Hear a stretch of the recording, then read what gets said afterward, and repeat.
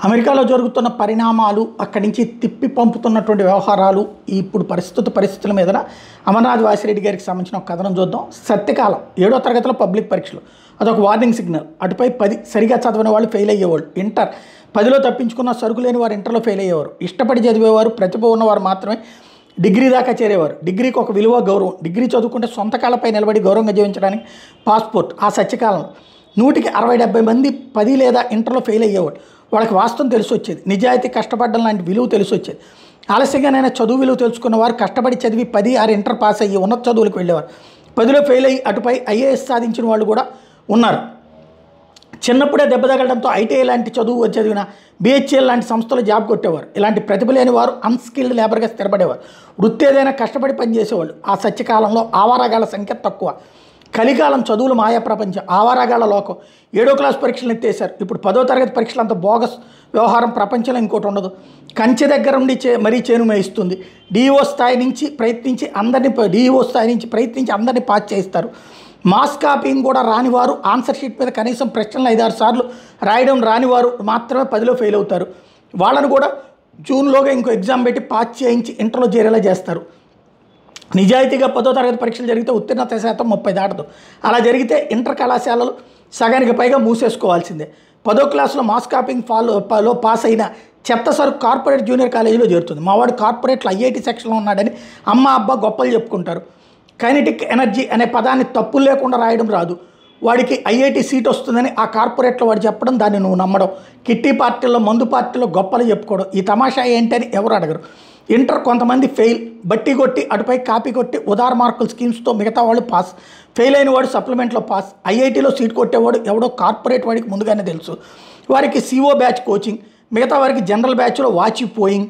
Intermediate అని ఆంగ్లంలో తప్పులు లేకుండా రాయటం కూడా రాని లక్షలాది మంది చదువుకున్న నిరక్షరాస్తులు ఇంటర్ సర్టిఫికేట్ పట్టుకుని ఉన్నత విద్య కోసం తయారు. అమ్మా నాన్న దగ్గర డబ్బు ఉంది, నాకు మంచి కాలేజీలో సీట్ గ్యారంటీ అని వారికి తెలుసు. డాబుసరి పేరెంట్స్ డబ్బు లేకపోయినా పొలం పట్రా అమ్మేయాలి, తప్పదు. మీ అబ్బాయి ఎక్కడ చదువుతున్నాడని పక్కింటి వాళ్ళు, పైయింటి వాళ్ళు ప్రాణాలు తోడేస్తారు. కడుపు చించుకుంటే కాళ్ళపై పడుతుంది. బిల్డప్ లేకపోతే ఎలా? సరిగ్గా ఇలాంటి పొట్టబొడిస్తే అక్షరం రాని వారి కోసమే గత 20 ఏళ్లుగా దేశవ్యాప్తంగా అనేక ఇంజనీరింగ్ కళాశాలలు, స్టార్ హోటల్స్ తరపించే ప్రైవేట్ యూనివర్సిటీలు వెలిసాయి. Taj hotel, grand Kakatiya hotels లెవెల్లో వీరి బిల్డింగులు ఉంటాయి. పేరు గొప్ప, ఇమేజ్ బిల్డప్ కోసం ప్రైవేట్ యూనివర్సిటీ వాడు వీవీఐపీలను తెస్తుంటాడు. ఈవెంట్ మేనేజ్మెంట్ సంస్థలకు పండుగ. రామోజీ ఫిలిం సిటీని మరిపించేలా సెట్టింగ్స్ వేసి హంగామా చేస్తారు. మావాడు ఫలానా కాలేజీ, యూనివర్సిటీ అని డాబ్సర్ పేరెంట్స్ గొప్పలు. పొట్టబొడిస్తే అక్షరం రాని సొంటకు డబ్బు కట్టి సీట్ ఇప్పించామని వాళ్ళకి తెలుసు. ఆ మాటకు వస్తే అందరికీ తెలుసు, ఎవడు మాట్లాడు. రాజుగారి దేవతా వస్త్రాల సీక్వెల్ స్టోరీ.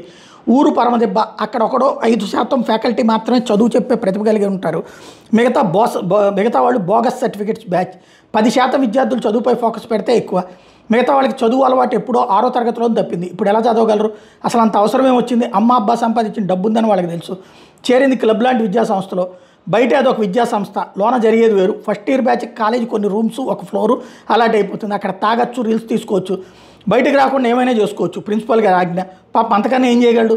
వదిలేస్తే క్లాస్ రూమ్లోనే ఓటీటీ సినిమాలు జరిగిపోతాయి. మరి 2 ఏడాది గడిచేసరికి డ్రగ్స్, గ్రూప్ సెక్స్, 4 ఏళ్ళు ఇదే మార్గంలో ప్రగతి. బాల్యం నుంచి అలవాటైపోయిన కాపీయింగ్ ఎలాగుంది. దగ్గరుండి మరి ప్రైవేట్ యూనివర్సిటీ, ఇంజనీరింగ్ కాలేజీలో వాడే కాపీ రాయిస్తాడు. ఇంటర్నల్ మార్కులు వేయిస్తాడు. డిగ్రీ సర్టిఫికేట్ చేతిలో పెట్టి కాన్వకేషన్ పేరుతో హంగామా చేయించి మరీ పంపుతాడు. చేతికి డిగ్రీ సర్టిఫికేట్ వచ్చింది. వదినా, అన్నయ్య, మీ వాడికి జాబ్ వచ్చిందా, ప్యాకేజీ అంతా అని పొడుచుకుని తినే పక్కింటి పై ఇంటి వాళ్ళు ఎలాగో ఉన్నారు.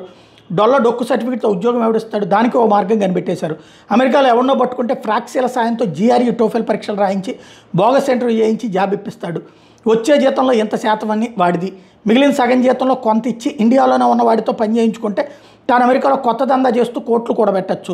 అన్నీ కలిసి వస్తే ఇండియాలో రాజకీయాల్లో చేరి పదవి గౌరవం కొట్టేయచ్చు. స్కూల్ దశ నుంచి జాబ్ సాధించేదాకా బోగస్ పద్ధతిని అనుసరించి అదే గొప్పని నమ్మించి డాబుసరి బతకడం తెలుగువాడు నేర్చిన కళ. కాపీరైట్స్, పేటెంట్ హక్కులు వాడి సొంతం. ఇంజనీరింగ్ కాలేజీలో, ప్రైవేట్ యూనివర్సిటీలో చదువు కోసం వెళ్ళి కాపీరైట్ల పీర్ ప్రెషర్ తట్టుకోలేక, బూజ్, డ్రగ్స్, ఫ్రీ సెక్స్ దారి పట్టలేక సతమతమైన విద్యార్థులు తాము మంచి ఇంజనీరింగ్ కాలేజీ చదివినా తనకు రావాల్సిన అమెరికా జాబ్ని ఫ్రాక్సీగాడు తన్నుకుపోవడంతో బాధపడిన సిన్సియర్ వ్యక్తుల ఆత్మఘోష ఊరకపోతుందా?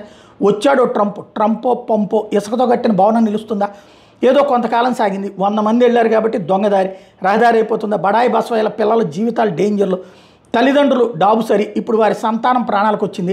లక్షలు ఖర్చు పెట్టి మందుబాబులను, మద్యం పాపలను, డ్రగ్స్ కేటుగాళ్ళని తయారు చేసి వదిలితే ఎవరిది పాపం? తొలి విలన్ డాబుసరి పేరెంట్. రెండో విలన్ గతి తప్పిన విద్యా వ్యాపారం, 3 రాజకీయం. ధర్మం అధోగతి పాలైతే కరెక్షన్ తప్పదు. జరిగింది ఘోరంతా, జరగబోయేది కొండంతా. చూస్తూ ఉండండి అని చెప్తున్నారు.